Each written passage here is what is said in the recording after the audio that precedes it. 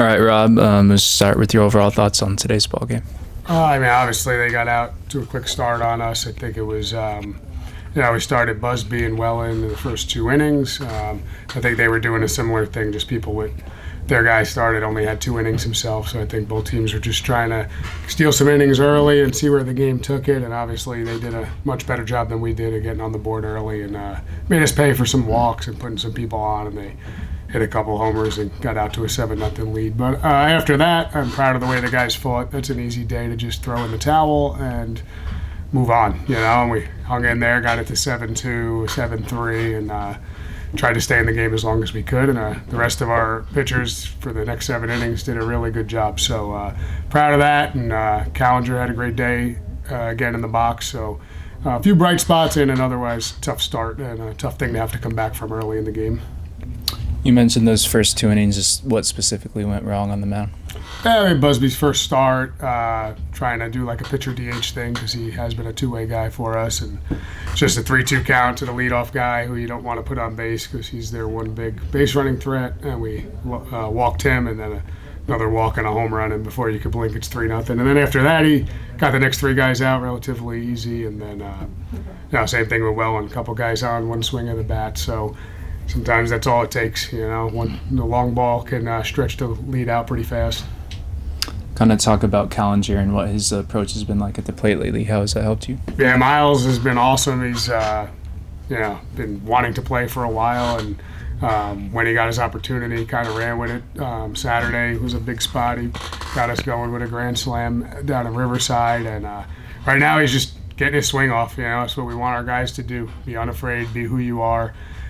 Trust that who you are is good enough and get your swing off, and he's pretty much been doing that for the last 10 or 12 at-bats now, so it's been exciting to see someone get rewarded for hanging in there. And he's one of the most loved guys on the team by everyone, and he deserves some good things happening for him right now, which is awesome to watch.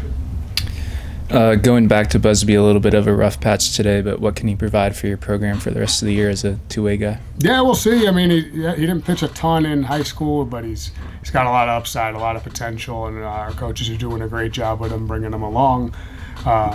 Maybe he wasn't ready to start, who knows, but everybody was going to go an inning or so today, and I really wanted him.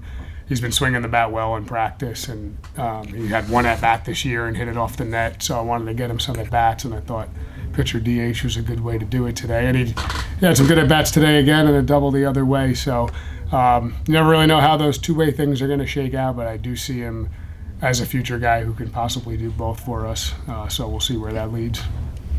Your last 4 2/3 out of the bullpen, shut down innings from 4 guys. Just talk about those 4 and what you saw. Yeah, really the only run they got after those first 2 was a 2-out double that scored a guy from first, off Allen. So besides that, no runs, pretty clean.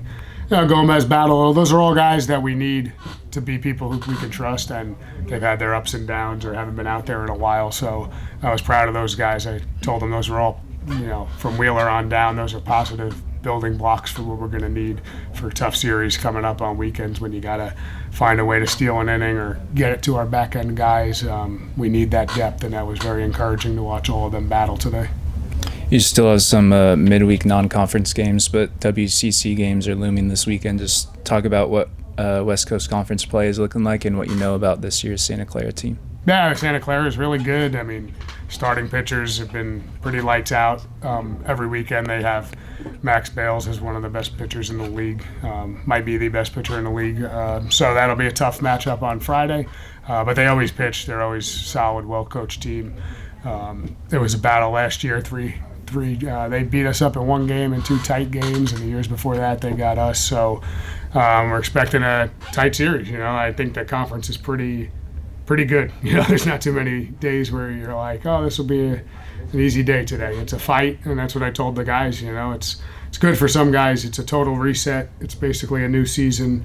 There's 27 one-game seasons, and the couple other years I've been here, it was 24 games in conference. This year it's 1 extra weekend, so 27 games to pour in, kind of like October MLB baseball when you see those guys just playing for the next game. So that's what I want them to play like. It's exciting. It's a fresh start, and really nothing matters that's happened before. Just the information you can get from the games you played and the battles you went through. But everything starts anew on Friday.